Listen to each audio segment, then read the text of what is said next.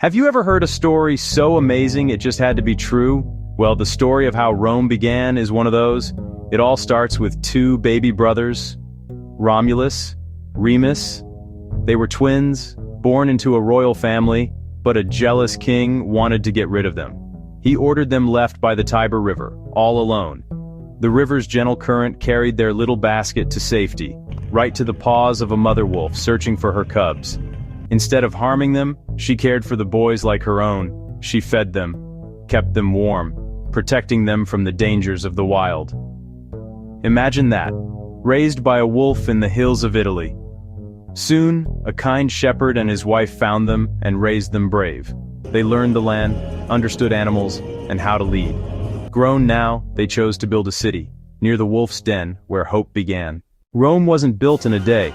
It began as a tiny village on a hill, a place for safety and community, like a neighborhood where everyone knows each other.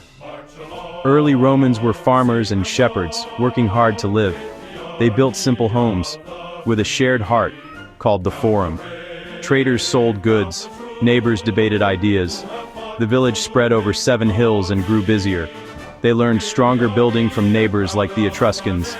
They built temples to honor their gods, and chose kings to organize and protect the city. Laws and defense took shape. But what if the people chose their leaders? The Roman Republic was born, leaders elected to serve. With citizens' voices, the city took off. Courts, temples, roads, and aqueducts reshaped daily life. From simple huts to a rising city-state, the journey had just begun. As Rome grew stronger, it looked beyond its walls. Its neighbors were cities and tribes, each with their own customs and chiefs. To be safe and prosperous, Rome could not stay isolated. They made friends and alliances, agreeing to help in war and trade. A network formed to support one another.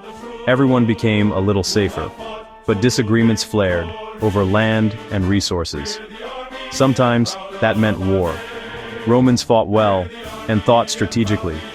When conquering, they often preserved cities, offering protection and paths to citizenship.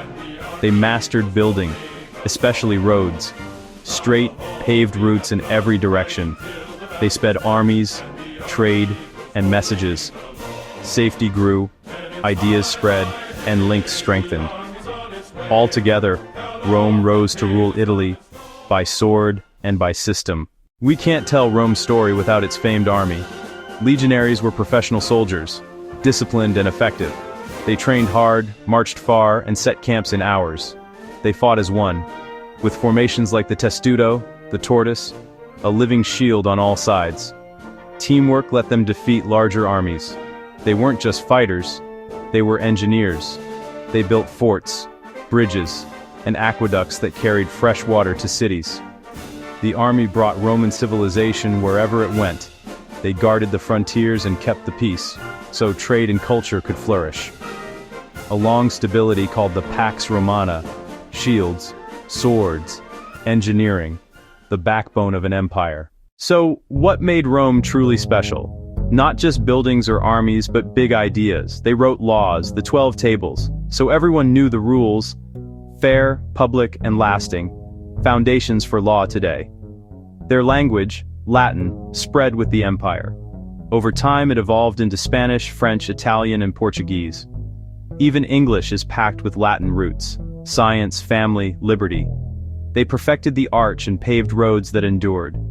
Amphitheaters for awe, aqueducts for water, and baths for community. From a small hill village, Rome shaped the world, in law, language, and engineering that still inspire. Empires fall, but their best ideas live on. And that's why Rome's story is part of our story too.